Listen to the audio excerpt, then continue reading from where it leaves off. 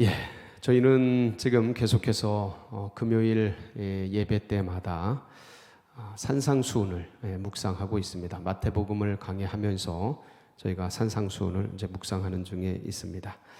오늘은 5장 38절로 48절까지의 이 말씀을 가지고 원수 사랑의 본질이라는 제목으로 함께 말씀을 나누도록 하겠습니다.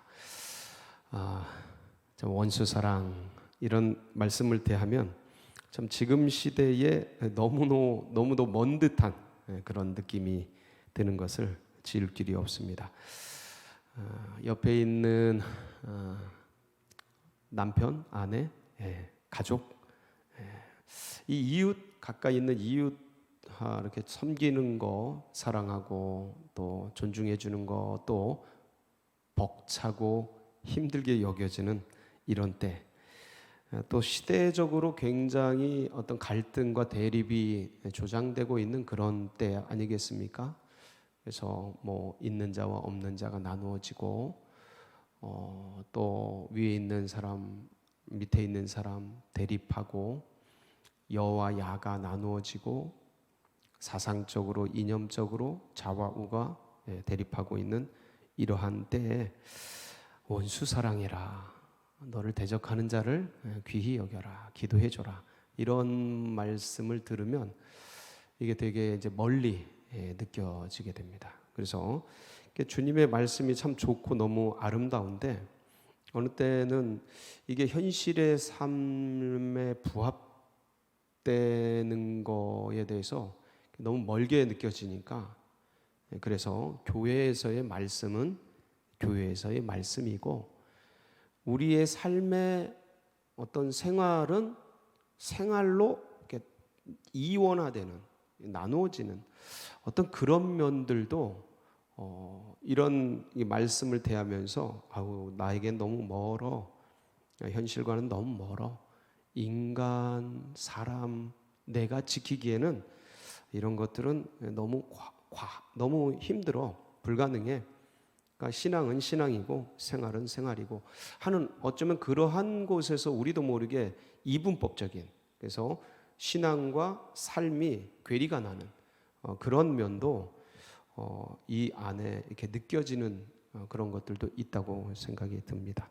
그래서 이러한 때에 그러면 이 원수 사랑, 대적을 위해서 더 잘해줘라 라는 이런 말씀들이 가지고 있는 본질적 의미를 우리가 추구해 들어간다면, 그렇다면 우리에게 주님이 말씀하신 것들을 다시 한번 시도해 볼 수 있는 어떤 계기가 되지 않을까.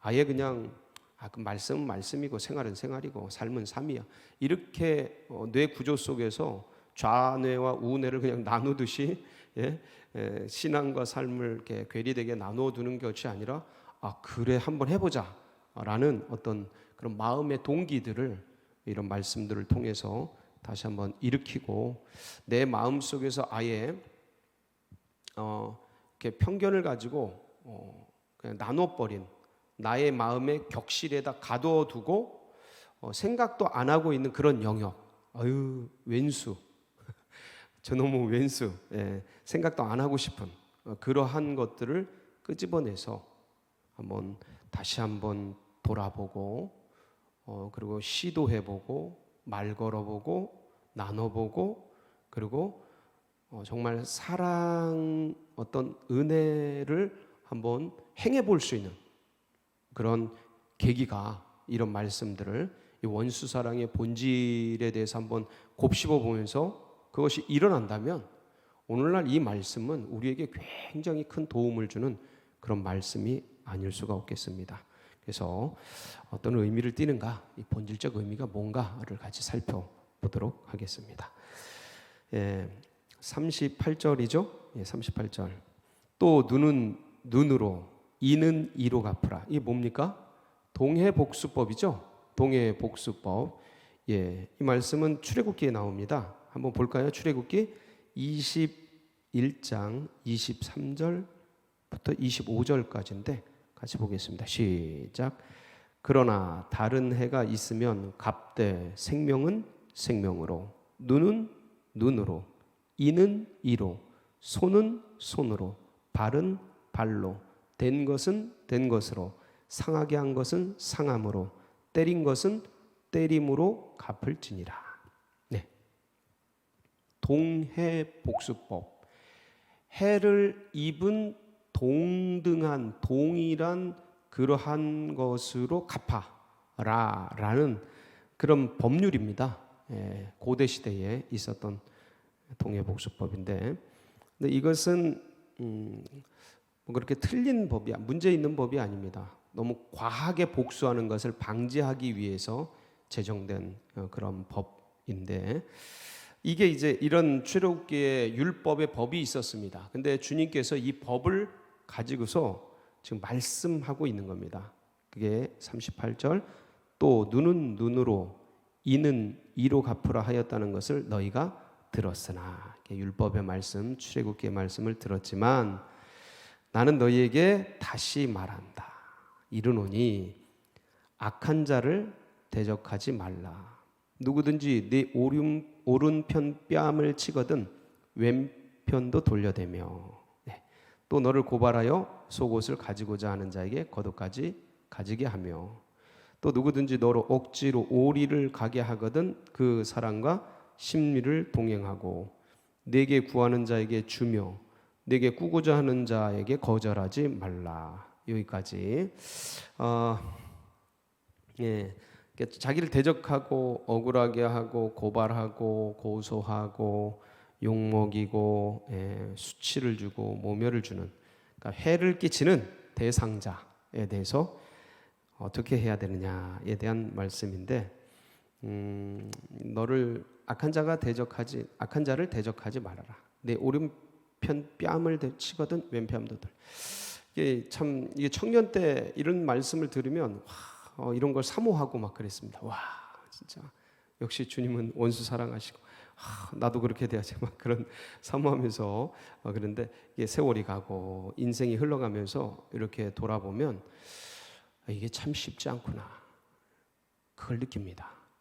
작은 해를 입어도 되로 받아도 말로 주고 싶은 이 어떤 이 생활 속에서 과연 이게 가능한 말씀인가? 이게 우리에게 이게 삶 속에서 이렇게 생활할 수 있나? 조그만 해를 입어도, 조그만 피해를 입어도 그 피해에 대한 몇 배 보상을 요구하고 싶은, 그리고 실제적으로 그렇게 하고 있는, 그러고 있는 이 세계 속에서 이런 말씀들이 과연 어떤 의미를 띠는가? 너무 이상적이기 때문에, 현실하고는 너무 괴리가 있기 때문에, 누군가 내 오른편 뺨을 치면 주먹으로 두들겨 패도 정당방위가 되는 세상인데, 아니 오른편 뺨을 친다고 왼편을 돌려대라는, 이게 지금 사회 속에서, 글쎄 옛날에 순진했던 시대 속에서는 이게 잘 모르겠지만, 이게 가능했을지도 모르겠지만, 지금 시대 속에서 이게 가능할 법한 얘기인가? 왜냐하면 전부 독이 오른 듯한 그런 느낌을 가지고 사는 시대 아닙니까? 건들면 터질 것 같고, 말도 못 붙이고, 이제는 그런 시대가 됐습니다. 터치 안 됩니다. 말 붙이는 거, 말 못하게 마스크 쓰고 다니잖아요. 말 붙이는 거 어려운 시대입니다. 그러니까 누구를 건든다? 이건 그냥 죄고 악이고, 건들면 안 되는 거예요. 터집니다. 그러니까 그런 시대 속에서 우리가 살아가는데, 그리고 어떤 댓글 하나 피해를 입어도 명예훼손이고 허위사실 유포고 뭐 이런 식으로 이게 대항되고 있는 그런 시대인데, 이게 과연 어떤 의미를 띠는가? 이게 우리 실생활에서, 우리 삶 속에서 크리스찬의 인생의 길을 걸어가면서 이게 과연 가당한 일인가? 이렇게 살아야 하는가? 이게 이성적으로 상식적으로 이게 괜찮은 삶인가? 너무 멍청한 삶 아닌가? 어떤 면에서 이렇게 산다는 게, 피해 있고 가만히 있고 오히려 뺨 맞으면 더 때리라고 대주고 이게 어리석은 삶 아닌가라고 생각될 정도로 지금 사회가 굉장히 급격하게 과격해지고 어려워지고 그리고 너무 이렇게 폭탄을 안고 사는 듯이 달아오른 예민한 건들면 터지는 그런 시대이기에 이렇게 과연 눈으로 이는 이로 정도만 갚아줘도 괜찮을 것 같은 시대 속에서 아예 뺨을 대주고 속옷을 벗겨주고 심리를 오리를 더 가고 구하는 자에게 다 주고 거절하지 말고 이게 가능할까? 주면 그거 이용해서 온갖 천지에서 더 많이 와서 더 달라 그러고 더 벗겨가고 더 싹싹 해고 그 상처와 아픔과 고통에 온 인생이 피멍이 들고 그래서 이 말씀대로 사는 게 되게 뭐 이렇게 괜찮아 보이지 않는 그런 시대에 우리가 살아가고 있습니다. 저도 알고 여러분도 압니다. 근데 이제 한 걸음 더 나가면 더 센 게 나옵니다. 지금은 눈은 눈으로 그것을 왼뺨 대라 뭐 이런 얘기 아닙니까? 근데 43절부터 48절까지는 지금 금방 읽은 38절부터 42절까지의 말씀하고는 또 다른 차원의 허걱하는 그런 말씀이 나옵니다. 한번 볼까요? 같은 맥락의 말씀이라서 같이 봅니다. 43절 또 내 이웃을 사랑하고 내 원수를 미워하라 하였다는 것을 너희가 들었으나. 레위기 말씀이죠. 레위기 말씀입니다. 레위기 한번 볼까요? 19장 18절 한번 보겠습니다. 시작. 원수를 갚지 말며 동포를 원망하지 말며 내 이웃 사랑하기를 내 자신과 같이 사랑하라. 나는 여호와이니라.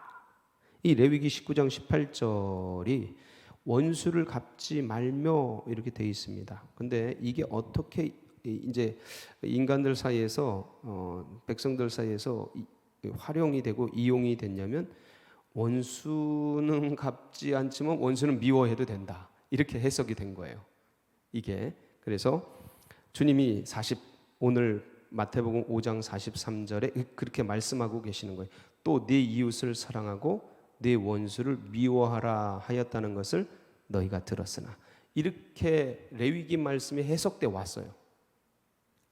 이해하시죠? 그래서 주님이 지금 그 말씀을 하고 계신 거예요. 이게 율법을 해석한 말씀이지만 그렇게 너네들이 지금 살아오고 있지만 나는 너희에게 이르노니 너희 원수를 사랑하며 너희를 박해하는 자를 위하여 기도하라.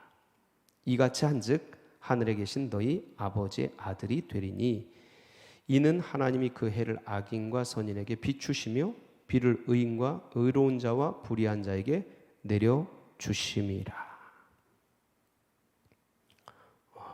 원수 사랑. 그러니까 자기에게 피해를 끼치는 사람들에 대해서 관용하라라는 말씀을 넘어서 이제는 피해 입고 이게 아니고 왼수. 원수예요, 원수. 아주 그냥 치가 떨리고 이가 갈리는 그 원수. 죽일 대상에 대해서 사랑해라. 너 박해하고 핍박하는 자 위에 기도해라. 이 말씀입니다. 더 가는 거죠. 더 가는 거예요. 여러분 이런 말씀들을 대할 때 제가 초두에도 말씀을 드렸습니다. 옆에 있는 이웃, 가까이 있는 내 아내, 남편, 가족, 부모, 형제, 자녀들조차 어느 때는 그들 하나 끌어안고 품고 섬기고 사랑하고 행복한 삶을 영위하는 것 자체가 너무 힘든 이 시대 속에서 어느 때는 나 자신도 내가 나를 왼수같이 힘들고 어렵고 그렇게 여겨지는 이 시대 속에서 원수를 사랑하라. 박해하는 자를 위해 기도해라. 너무나 먼 말씀이에요. 먼 말씀. 힘겨운 말씀. 이건 우리들의 솔직한 삶의 심정입니다. 사랑되지 않습니다. 어떻게 사랑합니까? 제가 금방 말씀드렸잖아요. 옆에 있는 사람, 가까이 있는 피부치도 사랑하기가 힘들어 죽겠는데, 내 몸뚱이 자체를 사랑하기가 힘들어 죽겠는데 어떻게 왼수를 사랑하고 박해하는 사람들을 위해 기도할까? 옆에 있는 이웃을 위해 기도하는 것도 벅찬데, 이런 말씀 속에서 이게 어떻게 가능할까? 근데 우리가 원수 사랑하자, 이건 그냥 사실은 말이죠. 말.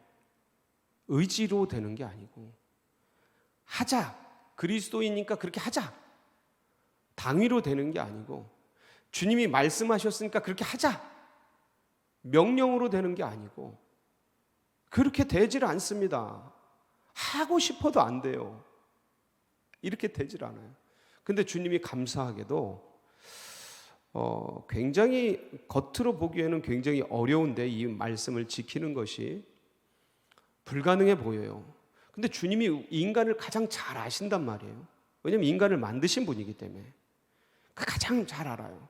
그리고 타락한 인간을 구원하기 위해서 이 땅에 오셨기 때문에 인간이 전적으로 부패하고 타락한 그 모습이 어떤 건지도 너무도 잘 아시는 분이에요. 그런데 그러한 주님께서 지금 이 산상수훈 5장을 통해 그런 인간들, 잘 아시는 인간들에게 이 말씀을 하심은 불가능한, 하지 못할 일들을 시키시고 말씀하시는 것이 아니라 그리스도인으로서 이렇게 당연히 살 수 있는 것을 지금 말씀하고 계시거든요.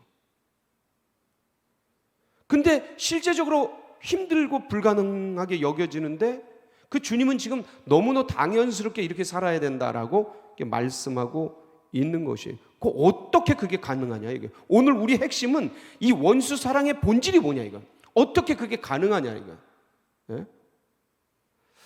그거를 힌트를 주시는 말씀이 뭐냐면 1만 달란트 빚진 자의 비유입니다. 거기 힌트가 나와요. 마태복음 18장 그 21절로 35절인데 그 다 읽을 시간이 없으니까 32절, 33절 그 키포인트만 같이 읽고 좀 묵상을 좀 하도록 하겠습니다. 마태복음 18장 32절, 33절 읽습니다. 시작. 이에 주인이 그를 불러다가 말하되 악한 종아, 네가 빌기에 내가 네 빚을 전부 탕감하여 주었거늘 내가 너를 불쌍히 여긴과 같이 너도 내 동료를 불쌍히 여김이 마땅하지 아니하냐 하고. 다시 한번 제가 읽겠습니다. 이에 주인이, 이 주인은 임금입니다. 임금이에요. 그를 불러다가, 그가 누구냐면 이 임금의 종입니다. 종이에요.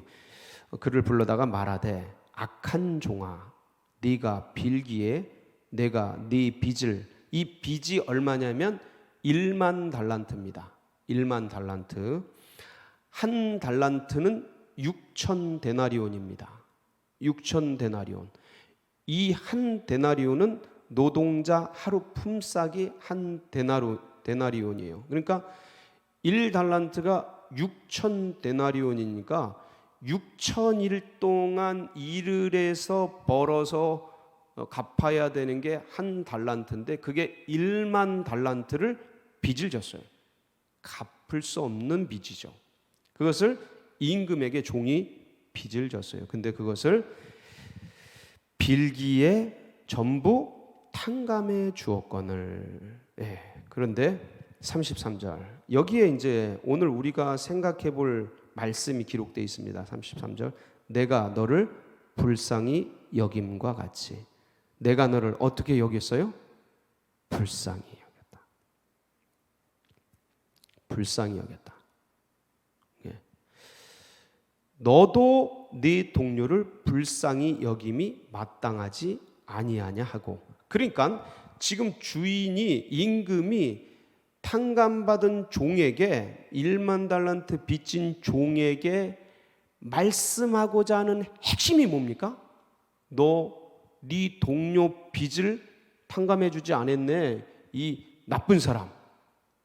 이 얘기하는 게 아니지 않습니까? 지금 그 얘기하는 게 아니지 않습니까? 본질이 뭡니까? 본질은 내가 너를 불쌍히 여긴 것 같이.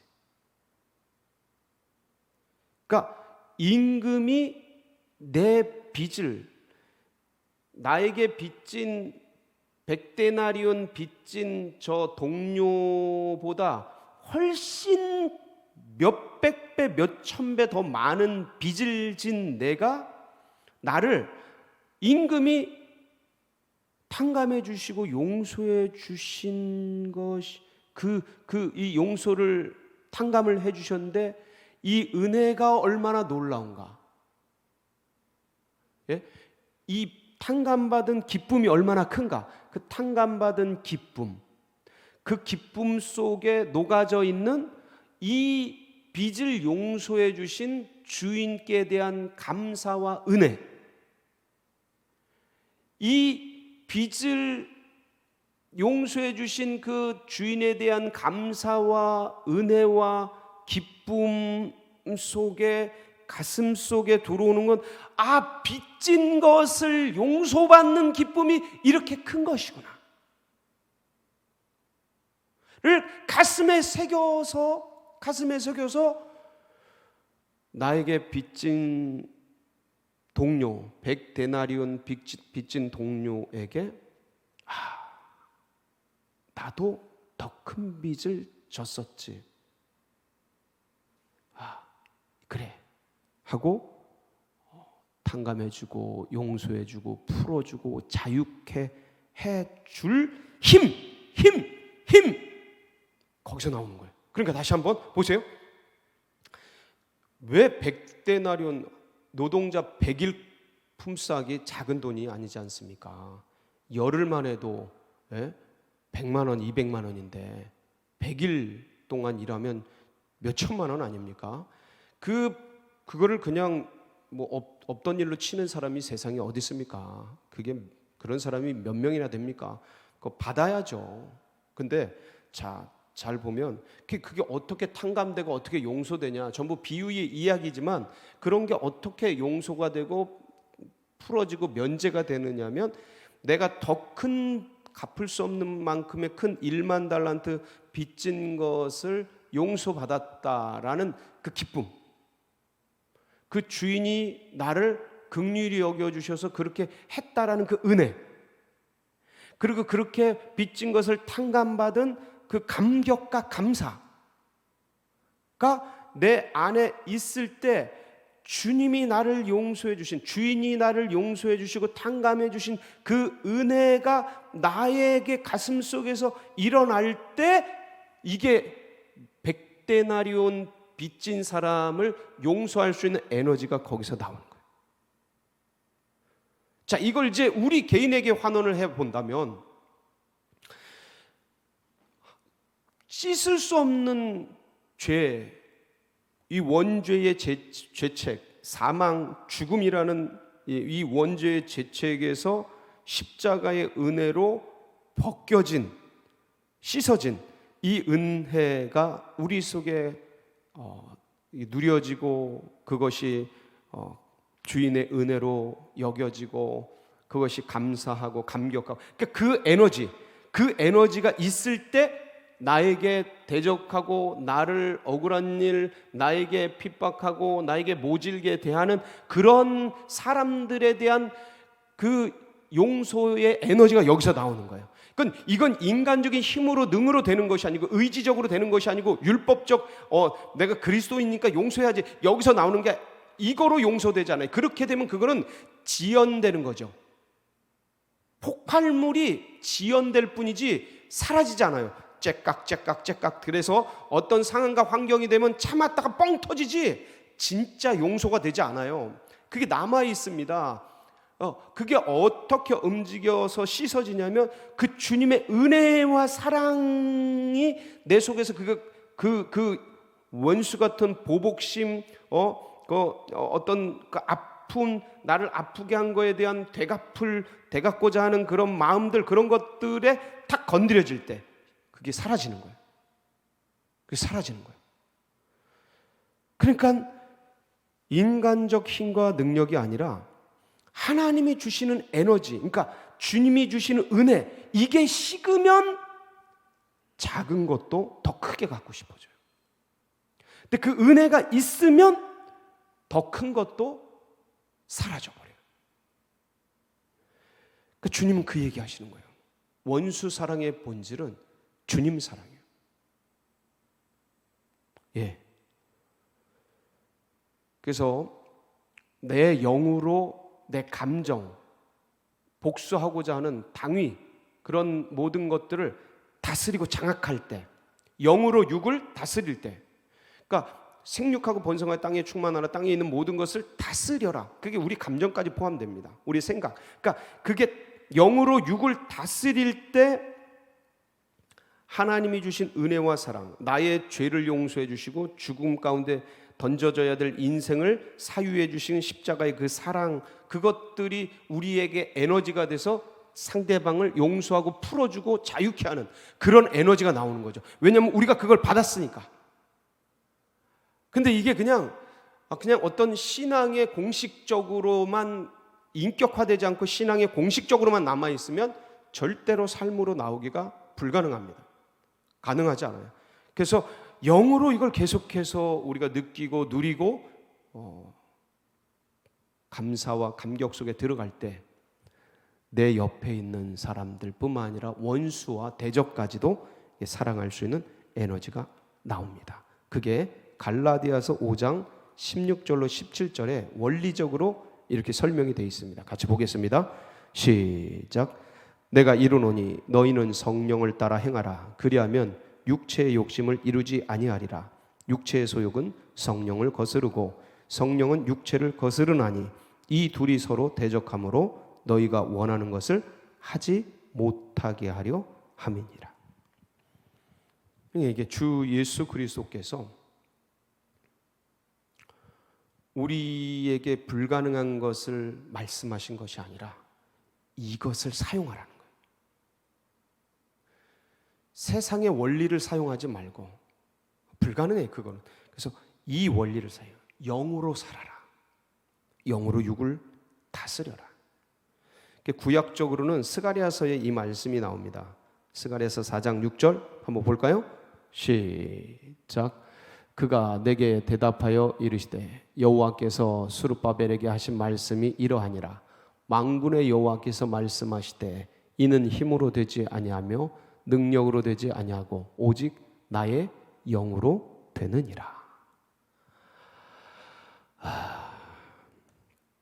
사람의 힘과 능력, 의지와 감정, 에너지, 그것으로 이런 것들을 할 수가 없습니다. 그건 불가능해요. 그건 우리가 살아봐서 압니다. 불가능해요.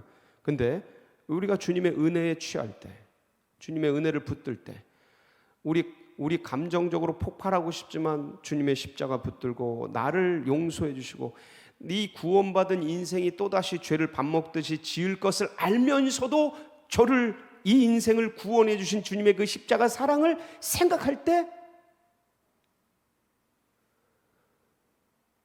나의 아내, 남편, 가족, 형제, 자매, 자녀들, 부모 가까이 있는, 그래서 나를 어렵게 하고 힘들게 하는 그것들을 용서하고 품어주고 더 나아가 대적과 원수, 억울하게 하는 것들, 그 모든 것들을 위해 기도하고 그 육적인 것을 영으로 다스리며 나아갈 에너지를 주님의 영으로부터, 성령으로부터, 예수 그리스도의 은혜로부터 얻게 되는 것이지요. 오늘도 이 믿음을 붙들고 이 은혜를 붙들고 승리하는 복된 날 되시기를 축복합니다. 같이 기도하시겠습니다.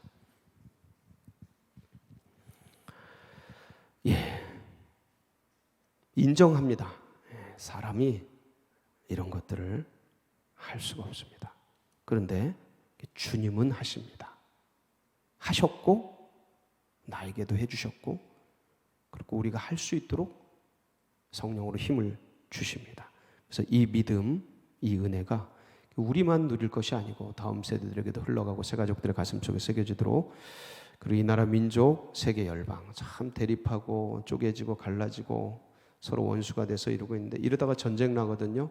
주님의 이 사랑과 은혜가 흘러가도록, 그리고 수능생들 끝까지 완주하도록 여러분 각자의 기도 제목 붙들고, 주님 옆에 있는 이 영혼들 하나님 주의 마음으로 사랑하고 내 가족, 내 자녀, 그리고 더 나아가 나를 힘들게 하고 대적하고 원수된 그 영혼들, 주님 저는 더 큰 왼수인데 주님이 이렇게 구원해 주시고 사랑해 주셨는데 주님 품어주게 하여 주옵소서. 우리 주여 한번 부르짖고 기도하며 나갑니다. 부르짖습니다.